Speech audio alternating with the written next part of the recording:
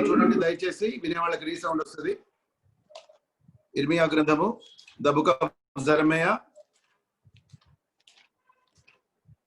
15th chapter, 15వ అధ్యాయము.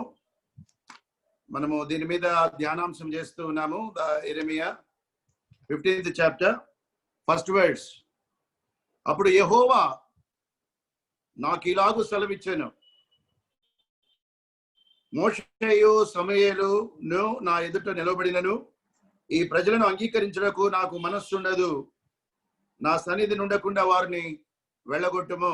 ఇంకొక భాగాన్ని మనం చదువుకుందాం from the book of Ezekiel. The book of Ezekiel 14th chapter, 14:14. The book of Ezekiel 14:14. నోవహును, దానియేలును, యోబును ఈ ముగ్గురు అటు దేశంలో నుండినను వారు తమ నీతి చేత తమను మాత్రమే రక్షించుకొందురు. ఇదే ప్రభువు యెహోవాకు. The third verse, the third context from 1 Samuel. The third context from 1 Samuel, 3rd chapter. మొదటి సమూయేలు, 1 Samuel, 3rd chapter. And it's the 19th verse. మొదటి సమూయేలు 3వ అధ్యాయము 19వ భాగం. సమూయేలు పెద్దవాడు కాగా యెహోవా అతనికి తోడై ఉన్నందున అతని మాటల్లో ఏది తప్పి పోలేదు. చిన్న ప్రార్థన చేసుకున్నాం. నమ్మదగిన దేవా, జీవముల తండ్రి, ఈ యొక్క 5వ బైబిల్ పఠనంలో ఇప్పటి వరకు మీ దాసుడు మీ మహిమ కొరకై పాడిన గానాలాపన మీరు స్వీకరించి ఆరాధింపబడ్డారని, మహిమపరచబడ్డారని, ఘనపరచబడ్డారని మేము నమ్ముతున్నాం. ఈ యొక్క బైబిల్ పఠనము అనగా జీవాహారమును నేనే అని మీరు యోహాను 6:35లో సెలవిచ్చారు.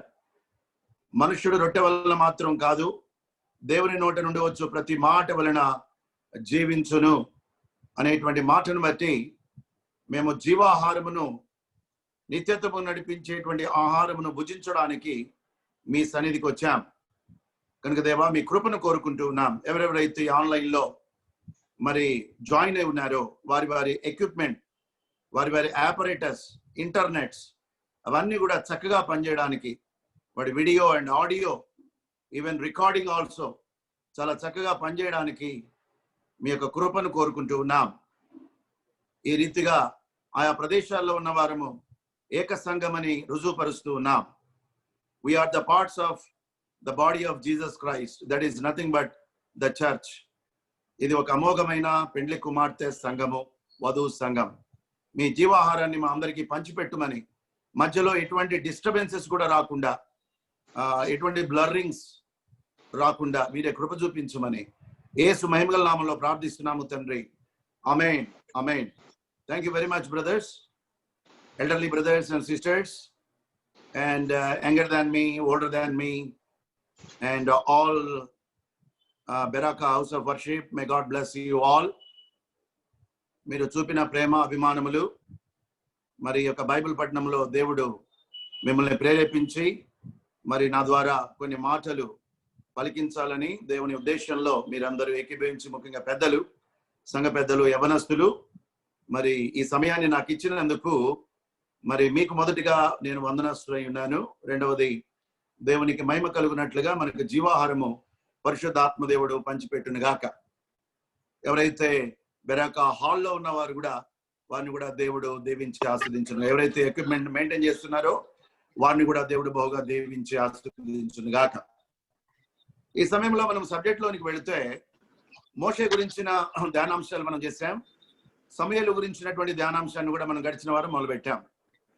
సో యాక్చువల్ గా 2 weeks ఒక్కొక్క ప్రొఫెట్ గురించి మనం ధ్యానిద్దాం అనుకున్నాం. కానీ మై హంబుల్ రిక్వెస్ట్ ఈజ్, ఒకవేళ బై ఛాన్స్ సమూయేలు గురించినటువంటి కొన్ని అంశాలు ఈ వారం కనుక ఈ యొక్క 1 hour లో కంప్లీట్ కాకపోతే, please excuse me, will complete the remaining subject in the next coming week also about Samuel. This my humble request, those who are hearing me. So మీరందరూ ఏకీభవిస్తారని కూడా నేను నమ్ముతున్నాను. సాధ్యమైనంత త్వరగా మనం వన్ ఆఫ్టర్ ది అదర్ ఆన్లైన్లో మనము మెడిటేట్ చేసుకుంటూ వెళితే ఏమవుతుందంటే, people will not get bored. ఏదో చెప్పిన సబ్జెక్టే చెప్పకుండా మరి వాళ్ళు విన్నదాన్నే మనం చెప్పకుండా, so we are skipping one another so that the people who are sitting at one place in their houses, they can have very much interest towards the word of God, because this is the bread of life. ఈ యొక్క జీవాహారాన్ని దేవుడు దీవించును గాక. సమూయేలు గురించినటువంటి మాటలు మనం చూస్తే, when we compare with Moses and Samuel, two different contrasts. మోసేనేమో ఉన్నతమైనటువంటి ఏజ్ లో ఆయన పిలుస్తూ వచ్చాడు, ఏమో మరి అతి చిన్న వయసులో పిలుస్తూ వచ్చాడు. So here we can saw the sovereignty of God, దేవుని యొక్క సార్వభౌమాధిపత్యాన్ని మనం ఇక్కడ చూస్తున్నాం. So God can use you in the old age, God can use you in the younger age. ఇది మనం గడిచిన వారం చూసాం. అంత మాత్రమే కాదు, దేవుడు ఆ యొక్క షీలోహులో ఉన్నటువంటి పరిస్థితుల్లో ఎవరితో కూడా మాట్లాడడానికి ఆ యెహోవా దేవుడు ఇష్టపడినట్టుగా మనం చూసాం. That's why he waited for a long time. అందుకని ఆయన యొక్క నామముల్లో ఒక నామం ఏమిటంటే దీర్ఘశాంతము కలిగినటువంటి వాడు, long suffering God. He waited and he is never bothers even to speak to 11 years boy to bring his great secrets towards the family of Eli. Eli యొక్క కుటుంబానికి చెందినటువంటి కొన్ని ఇంపార్టెంట్ సీక్రెట్స్, కొన్ని ఇంపార్టెంట్ థింగ్స్ ఏలీకి చెప్పవచ్చు కానీ, but God doesn't want to speak with Eli. ఏలీతో మాట్లాడడానికి దేవుడు ఇష్టపడలేదు. కనుక దేవుడు చాలా సెన్సిటివ్ గా ఉంటాడనే సంగతి దీన్ని బట్టి మనకు అర్థమవుతా ఉంది. God is always so sensitive. Why? Because when God created a human being in his image, in his likeness, ఆయన రూపంలోను ఆయన యొక్క మరి పోలికలోను ఆయన మనల్ని సృష్టించాడు కనుక, God has given full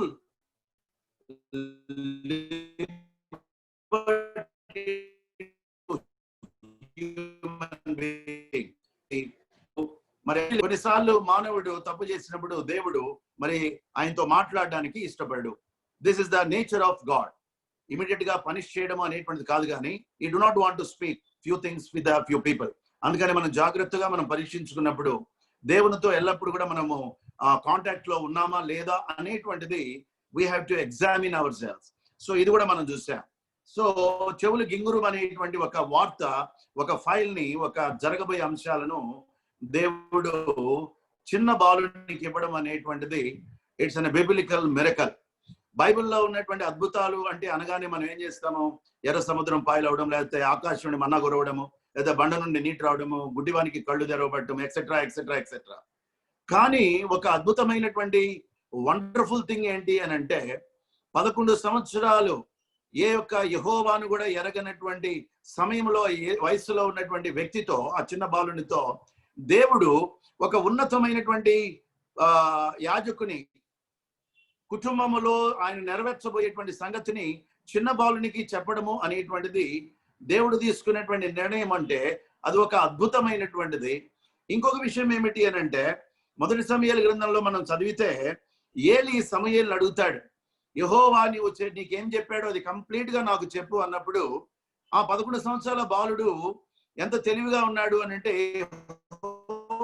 దేవుడు రాత్రి తూచా తప్పకుండా ఆయన చెప్తూ వచ్చాడు. అంటే దేవుడు ఆ యొక్క స్థితిని సమూయేలుకి ఇచ్చాడు. నిజంగా 11 సంవత్సరాల బాలునికి కొన్ని విషయాలు చెప్పినప్పుడు, కొన్ని తెల్లారేటప్పటికల్లా నెక్స్ట్ డే మార్నింగ్ కొన్ని గుర్తుండవు. కానీ సమూయేలు ఉన్నట్టుగా చెప్పాడు. అందుకని 3వ అధ్యాయం 3rd chapter 1 Samuel ఏం రాయబడింది అంటే 19th verse లో, 1 Samuel 3rd chapter 19th verse, సమూయేలు పెద్దవాడు కాగా యెహోవా అతనికి తోడై ఉన్నందున అతని మాటల్లో ఏదియు తప్పి పోలేదు. వాట్ ఎవర్ గాడ్ స్పోక్, దేవుని యొక్క మాటలు ఏదైతే చెప్పాడో అవన్నీ కూడా అక్షర సత్యంగా నెరవేర్చబడుతూ వచ్చినాయి. ఓకే, ఇదంతా కూడా మనం గడిచిన వారం చూస్తూ వచ్చాం. 2 different lessons we are going to meditate today. The time of Eli, the time of Samuel. Eli కాలము, సమూయేలు కాలము. We have to divide into 2 pieces. Eli కాలంలో ఏం జరిగింది, అదే సమూయేలు కాలంలో ఏం జరిగింది. కొన్ని మాటలు నేను చదివి వినిపిస్తాను. 10వ వచనం, 4th chapter 10th verse. Since we are in Bible study, ఒకవేళ రిఫరెన్సెస్ కొంచెం ఎక్కువైనా కూడా, ఎక్కువేం ఉండవు, బట్ స్టిల్ ఒకవేళ రిఫరెన్సెస్ నేను చెప్పినప్పుడు మీరు you try to open your Bible and look into the matter. 4th chapter of 1 Samuel 10th verse, 10వ వచనం. ఫిలిష్తీయులు యుద్ధము చేయగా ఇశ్రాయేలీలు ఓడిపోయి అందరూ తమ తమ డేరాలకు పరిగెత్తి వచ్చిరి. మళ్ళీ ఒకసారి చదువుతాను. ఫిలిష్తీయులు యుద్ధము చేయగా ఇశ్రాయేలీలు ఓడిపోయి అందరూ తమ డేరాలకు పరిగెత్తి వచ్చిరి. అత్యధికమైన వధ జరిగెను. ఇశ్రాయేలీల్లో 30,000 కాల్బలము కూలెను. మరియు దేవుని మందస్సము పట్టబడెను. అది కాకను హోఫ్ని ఫినెహాసులను ఏలి యొక్క 2 కుమారులు హతులైరి. 4-5 టెరిబుల్ థింగ్స్ హ్యాపెండ్. ఏలి ప్రధాన యాజకుడుగా ఉన్న కాలంలో జరిగినటువంటి అంశము. ఎందుకు ఇశ్రాయేలీలు ఓడిపోవటానికి గల కారణం ఏంటి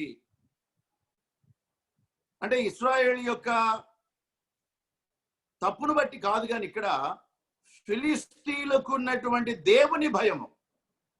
ఎన్నోసార్లు మనం positive things, these are all messages we heard in the past from many God servants. కొన్నిసార్లు దేవుడు అన్యులకు ఉన్నటువంటి విశ్వాసమును బట్టి కూడా తన ప్రజలకు శిక్ష విధించేవాడిగా ఉన్నాడు. ఏంటి ఇక్కడ ఉన్నటువంటి ఫిలిస్తీన్లకు ఉన్న ప్రత్యేకత? ఇశ్రాయేల్ ఓడిపోవడానికి గల కారణం ఏంటంటే ఆ ఇశ్రాయేల్ అందరూ తప్పు చేశారని కాదు, ఏలీ కుటుంబంలో ఉన్నటువంటి పొరపాట్లను బట్టి జరిగి ఉండొచ్చు, కొంతమంది ఇశ్రాయేల్ మంచి వాళ్ళు అయి ఉండొచ్చు. కానీ ఇక్కడ ఫిలిస్తీన్ యొక్క అంటే అన్య జనాంగం యొక్క దేవుని భయము ఎటువంటిదో ఇక్కడ మనం చూస్తాం. In different angle we are going to meditate the word of God. అన్య జనాంగం అంటే ఫిలిస్తీన్లు దేవుని గురించి ఏమనుకుంటున్నారో చూద్దాం. ఇదే 4వ అధ్యాయము 6వ వచనం, 1 Samuel 4th chapter 6 words onwards. ఫిలిస్తీయులు ఆ కేకలు విని హెబ్రీల దండులో ఈ గొప్ప కేకల ధ్వని ఏమని అడిగి యెహోవా నిబంధన మందసము దండులోనికి వచ్చినని తెలుసుకొని జడిసి. If anybody interested, you can underline the Telugu word జడిసి. That is the 7th verse. దేవుడు దండులోనికి వచ్చానని అనుకొని ఫిలిస్తీన్లంట యెహోవా దేవుడు మందసం వచ్చిందని భయపడ్డారు. జడిసి అంటే అర్థం ఏంటంటే భయపడ్డారు. ఆ భయం ఇశ్రాయేలుకి లేదు దేవుని గురించి. ఒక మాట కూడా మీకు చూపిస్తాను. నాతో పాటు ఒక అధ్యాయం చెప్పండి. 7వ అధ్యాయం comparative study, 7th chapter 2nd verse. 7th chapter 2nd verse. మందసము కిర్యాలోను కాలం 20 సంవత్సరములు ఆయను. ఇశ్రాయేలీలందరూ యెహోవాను అనుసరింప దుఃఖించుచుండగా. 7లోని 2వ వచనములో ఇశ్రాయేలీలంట తమ పితరుల్ని అనుసరించడానికి దుఃఖపడుతూ ఉండగా ఫిలిస్తీన్ అనేటువంటి అన్య జనాంగము ఇదే యెహోవా దేవుని ఎడల ఎంత భయం కలిగి ఉన్నారో చూడండి.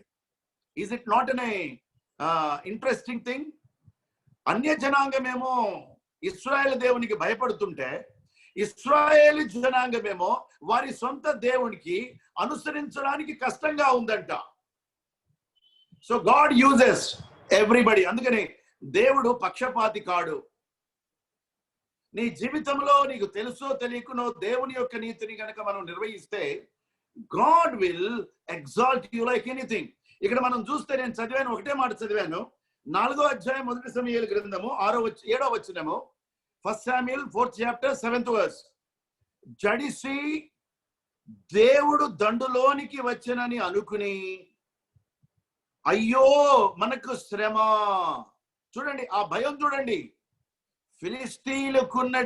ఫిలిస్తీన్లు ఇశ్రాయేల్ మీద జయముగాంచడానికి గల కారణాలు ఇవన్నీ. Even though they are heathen people, even though they are away from God, even though they are idolater, even though they don't know anything about Lord Jehovah, but still they have a great fear than the Israelites.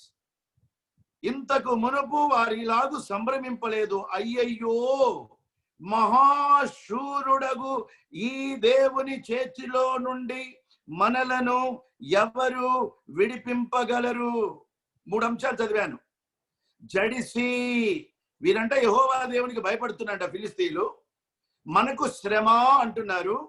మూడవది, మహాశూరుడగు ఈ దేవుని చేతిలో నుండి మనలను ఎవరు విడిపింపగలరు? What a great testimony from outers. When the godly children goes away from their own God, God will raise us up some testimonial people out of heathen people.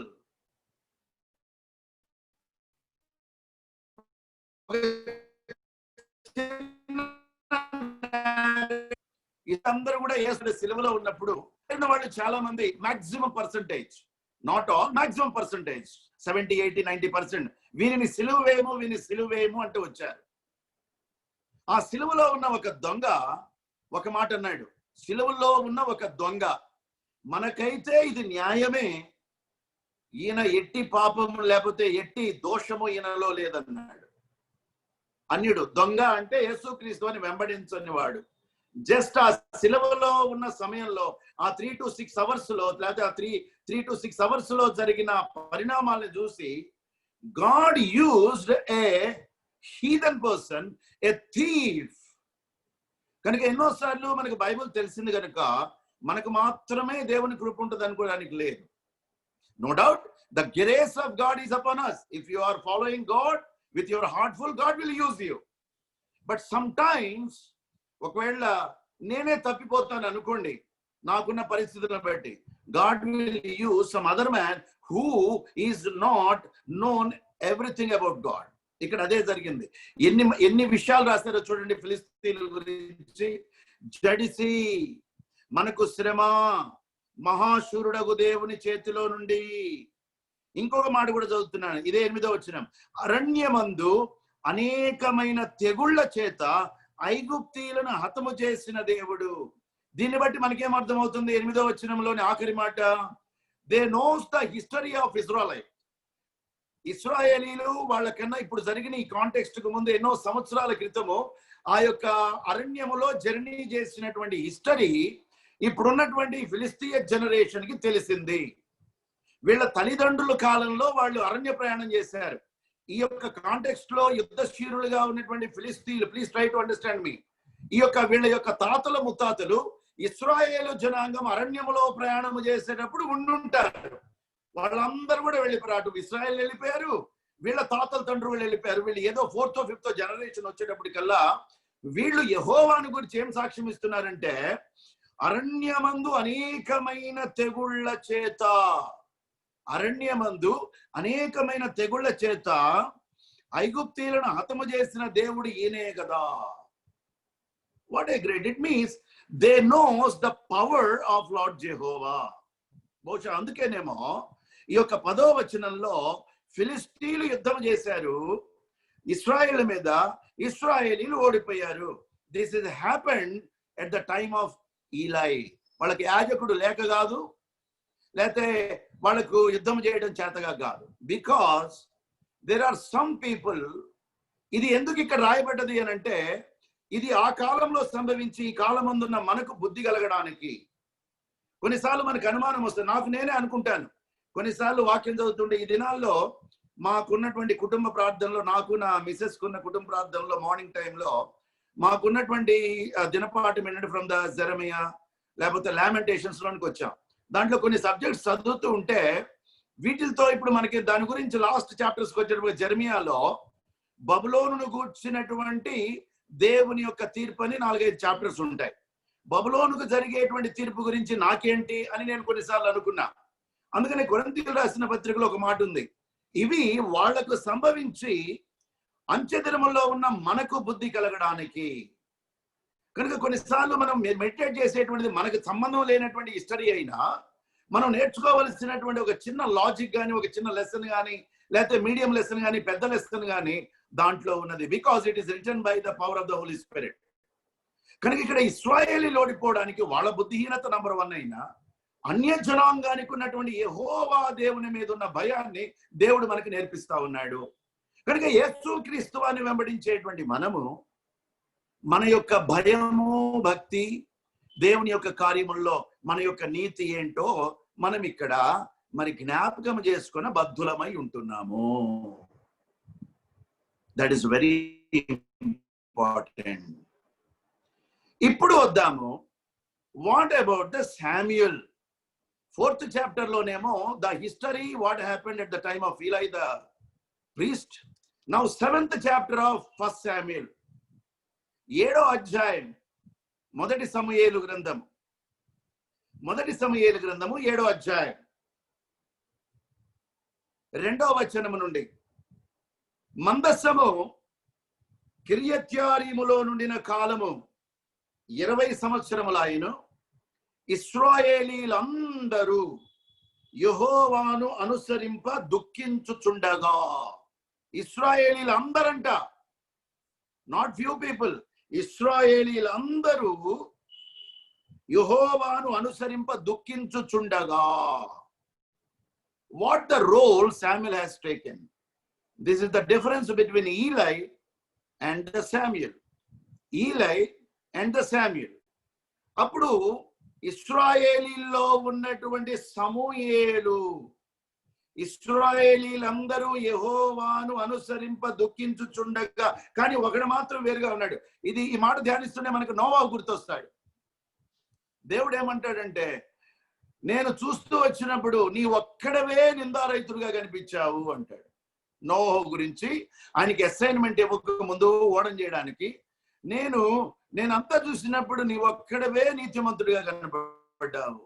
ఇక్కడ ఇశ్రాయేలీలందరిలో కూడా దేవుణ్ణి అనుసరించడం, యెహోవాను అనుసరించడం దుఃఖిస్తా ఉంటే, సమూయేలు మాత్రము అంతమందిని కన్విన్స్ చేయగలిగినాడు.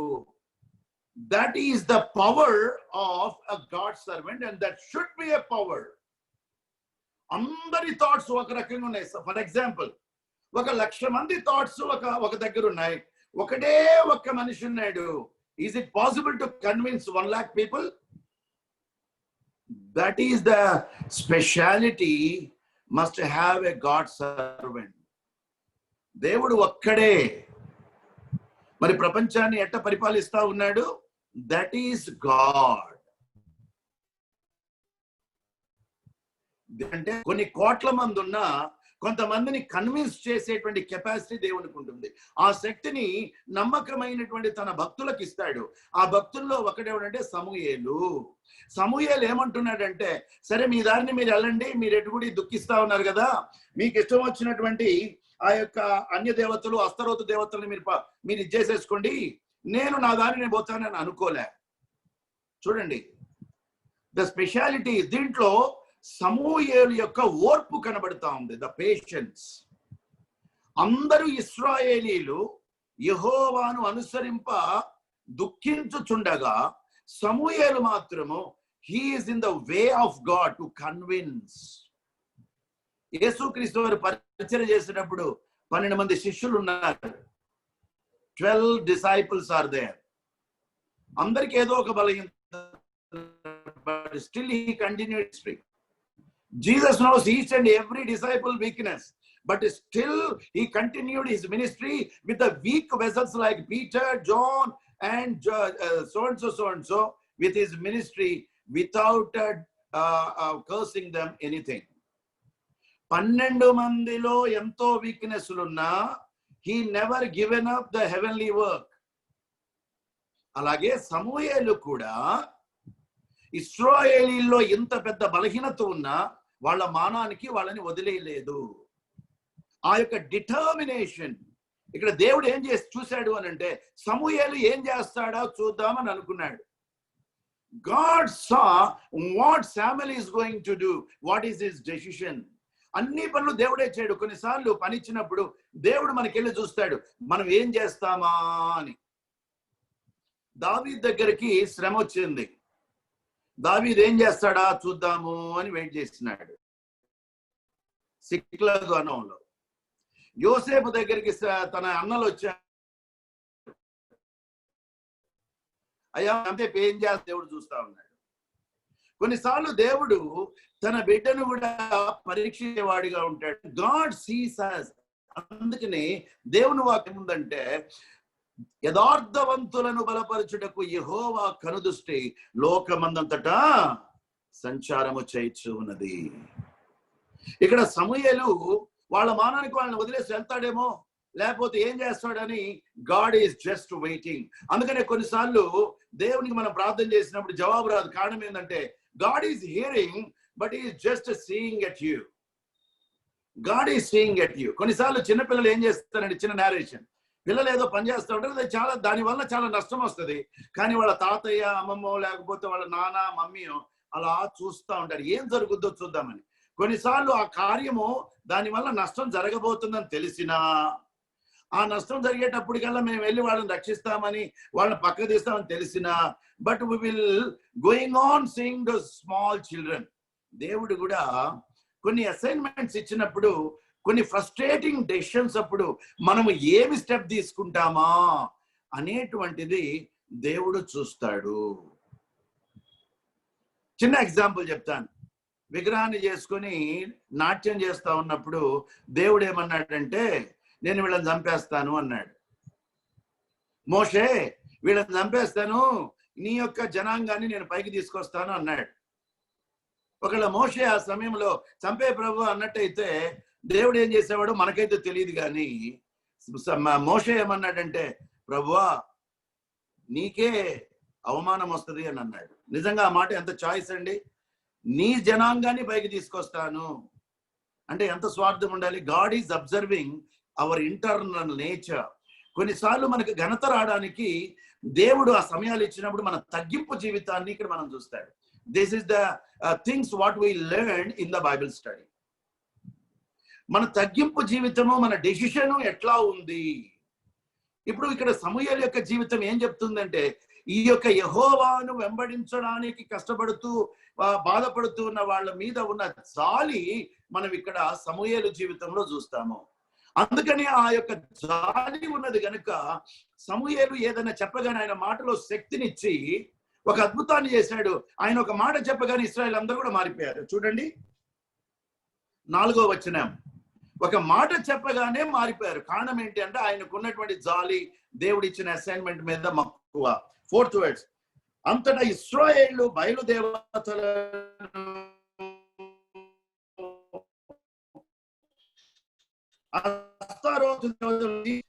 ఇక్కడ ఒక లెసన్ ఏంటంటే, ఎవరైనా కొంత దేవుని యందు కొత్త నిబంధనలో బలహీనుడిగా ఉంటే అంత తొందరగా తృణీకరించవద్దు. ఎన్నోసార్లు మనము కొంత బలహీనుల్ని, లేకపోతే కొంత దేవునికి దూరంగా ఉన్న వారిని, అన్యుల్ని దేవుని వాక్యమును ఆధారం చేసుకుని కొంత మనము హృదయంలో వాళ్ళ మానానికి వాళ్ళని వదిలేద్దామలే, తెలియదులే అన్న ఉద్దేశం. కానీ ఇక్కడ మనం నేర్చుకోవాల్సిన చూడండి, ఎప్పుడైతే ఆ కన్సర్న్ మనకుంటుందో మన నోట వచ్చే మాటకు దేవుడు శక్తిని ఇస్తాడు. Hallelujah, praise the Lord. When you speak something with the grace and compassion which is within you, in the name of God, God will provide the power in your word which can change the hearts of the people. ఈ chances మనం చాలా సార్లు పోగొట్టుకుంటాం. ఇటువంటి chances ను చాలా మంది believers పోగొట్టుకుంటారు. Surely I'm telling this. ఎన్నోసార్లు మన కుటుంబం మనం చూసుకొని మిగతా వాళ్ళని వాళ్ళ మనానికి వాళ్ళని వదిలేస్తాం. వాళ్ళని చిన్న చూపిన వాళ్ళకి బైబిల్ ఏమర్థం అవుతుందిలే, వాళ్ళకి మన పాట ఏమర్థం అవుతుంది, వాళ్ళకి స్వార్థ ఏమర్థం అవుతుందిలే. But God gives that much power when you have the desire within your heart, the compassion which God shown to have. యేసు క్రీస్తు వారు కూడా మనల్ని వీళ్ళు ఎందుకులే అని అనుకున్నాడు అనుకో, మనం ఇట్టుండే వాళ్ళం. ఈరోజు బైబిల్ స్టడీలో కూర్చొని ఈ రోజుగా మరి ఒక సమయాన్ని తీసుకొని ఇంట్రెస్ట్ గా వచ్చి కూర్చునే వాళ్ళమా? యేసుక్రీస్తు వారి కృప మన మీద కనుక లేకపోతే, this is the character of Jesus we can see in the life of Samuel. ఏం జరిగింది? ఏలీ కాలంలో ఓటమిని అనుభవించినటువంటి ఇశ్రాయేలీలు సమూయేలు కాలంలో ఏం జరిగిందో చూద్దాం. Not only they were turn towards there God, what happened? 10వ వచనం. ఇక్కడ ఒక ఇంపార్టెంట్ రిఫరెన్స్ మీకు చెప్తాను. 4వ అధ్యాయము 10వ వచనంలో ఒక మాట I'm going to read for you. 4th chapter 1 Samuel 10th words. ఫిలిస్తీయులు యుద్ధము చేయగా ఇశ్రాయేలీలు ఓడిపోయి. ఇప్పుడు 7వ అధ్యాయం 10వ వచనం. It's a completely reverse. That is 4:10, this is 7:10. It's a completely reverse. సమూయేలు దహన బలి అర్పించుచుండగా ఫిలిస్తీన్లు యుద్ధము చేయుటకై ఇశ్రాయేలు మీదకి వచ్చిరి. అయితే యెహోవా ఆ దినమున ఫిలిస్తీన్ల మీద మెండుగా ఉరుములు ఉరిమించి వారిని తారుమారు చేయగా వారు ఇశ్రాయేలు చేత ఓడిపోయిరి. 4:10లోనేమో ఫిలిస్తీన్లతో ఇశ్రాయేల్ ఓడిపోయిరి. 7:10లోనేమో ఇశ్రాయేల్తో ఫిలిస్తీన్లు ఓడిపోయిరి. ఏంటి ఇక్కడ ఒక లెసన్ కూడా ఉంది. మనకున్నటువంటి జీవన విధానం ఎప్పుడూ ఒకే రకంగా ఉండదు. ఎన్నోసార్లు ప్రియులారా క్రైస్తవ లోకంలో ప్రభువును వెంబడిస్తూ, ప్రభువు మందిరానికి వస్తూ, ప్రభువును ఆరాధిస్తూ, ప్రభువుకు తెల్లవారుజామున లేచి సమయం ఉన్నప్పుడల్లా ప్రార్థన చేసుకుంటూ ఉన్నా కూడా ఎంతో మందికి మరి అనారోగ్య పరిస్థితులు, ఆర్థిక ఇబ్బందులు, నిందలు, అవమానములు, మరి ఉద్యోగం లేని పరిస్థితి, ఎంతో కాలంగా వివాహం కాని పరిస్థితి, భర్తతో బాధ, భార్యలతో బాధ, ఉద్యోగం చేసేటువంటి యజమానుల దగ్గర జీతాలు రాక 2 నెలలు 3 నెలలు. When I used to work for Philips Electronics, I am an authorized agent for the canteen stores department of defense sector. నాకు బిల్స్ వచ్చేటప్పటికల్లా కనీసం కొన్నిసార్లు 4 నెలలు 5 నెలలు పట్టేదండి. నేను చేసిన బిజినెస్ కి నాకు బిల్స్ శాంక్షన్ అయ్యేటప్పటికల్లా sometimes 4 months, sometimes 5 months, అంతంత time. So how can I manage? ఒకవైపు బిజినెస్ ఆపలేను, ఇంకోవైపు వాళ్ళు బిల్ ఇవ్వలేదని చెప్పేసి ఆపలేను. So it's my livelihood, it's my bread and butter. ఎప్పుడుకో ఒకసారి కన్నా వస్తుంది అని ఎక్కడో చోట ఉపదేశం, మరి దేవుని ప్రార్థన చేస్తూ, దేవుని పరిచర్య చేస్తూ, దేవుని యొక్క వాక్యం తెలుపుతూ, ఆదివారం పరిచర్యకు వెళుతూ, అటు వాళ్ళు ఇచ్చిన అసైన్మెంట్స్ పూర్తి చేస్తూ, ఇటు నా యొక్క వ్యక్తిగతమైనటువంటి బిజినెస్ చేసుకుంటూ, ఇటువంటి పరిస్థితుల్లో ఒకటి జ్ఞాపకం ఉంచుకోండి ప్రియులారా, గాడ్ బ్లెస్ యూ ఆల్. నీవు కష్టంగా వెళుతూ ఉండుంటావు, నష్టంగా వెళుతూ ఉండుంటావు. ఈ రోజు ఈ వాక్యం వింటున్నటువంటి నీ హృదయంలో దుఃఖం ఉంటుంటుంది. ఎంతో మంది ఉద్యోగాలు లేక ఈ కరోనా టైంలో ఎన్నో మాసాల నుండి జీతాలు లేకుండా ఉన్నారు. If you are having job and getting salary, you are blessed, no doubt. But many people they lost their jobs and they do not have any salaries. అటువంటి వాళ్ళ పరిస్థితి ఎట్లా ఉంటుంది? వాక్యం వినేటప్పుడు బోధకులు బోధ చేస్తారులే, వాళ్ళు ఏముంది, వెన్స్డే కాబట్టి లేకపోతే బైబిల్ స్టడీ కాబట్టి ఏదో చెప్తారు, మనం వింటాము, నా శ్రమలు ఎప్పుడు తీరేటట్టు అంటే, అటువంటి విశ్వాసులకు ఎవరైనా ఈ వాక్యం వింటుంటే 4వ అధ్యాయం 10వ వచనంలో ఒకవేళ నీవు ఉంటే, నీవు కష్టాల్లో, నష్టాల్లో, బాధల్లో, ఇరుకుల్లో, ఇబ్బందుల్లో ఉంటే, ఈ సమయంలో దేవుడు నీతో మాట్లాడుతూ ఉన్నాడు. ఆ శ్రమ అట్టాగే ఉండదు. ఈ రోజు నీకు విజయం. 7:10లో నీకు విజయము. అక్కడేమో ఫిలిస్తీన్లు గెలిచారు. 7:10వ వచనంలో, 7:10వ వచనంలో ఇశ్రాయేలీయులు గెలిచారు. ఏంటి దీని యొక్క భావం అంటే, నువ్వు వెళుతూ ఉన్నటువంటి మార్గం ఎప్పుడు అలా ఉండదు. Time and time wait for none. Today you may be this way, but tomorrow you may be luckiest person.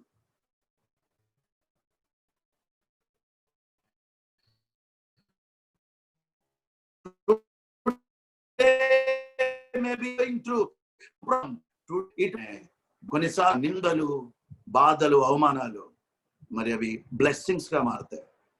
Hitler the great, Hitler the dictator, Nazi నియంత 1931వ సంవత్సరం నుండి 1945వ సంవత్సరం వరకు almost 15 years he ruled as an chairman to the chancellor to the Germany. He is a chancellor. He is a common soldier in first world war. Second world war వాడి నుంచే వచ్చింది. ఎంత ఫాస్ట్ గ్రోత్ వచ్చిందో. Nearly 6 times ఆయన మరణ సమయం గుండా పక్కకు వెళ్ళినాడు. ఆయనకు చంపాలని కొంతమంది, లేకపోతే ఆయన సోల్జర్ గా ఫస్ట్ వరల్డ్ వార్ లో ఉన్నప్పుడు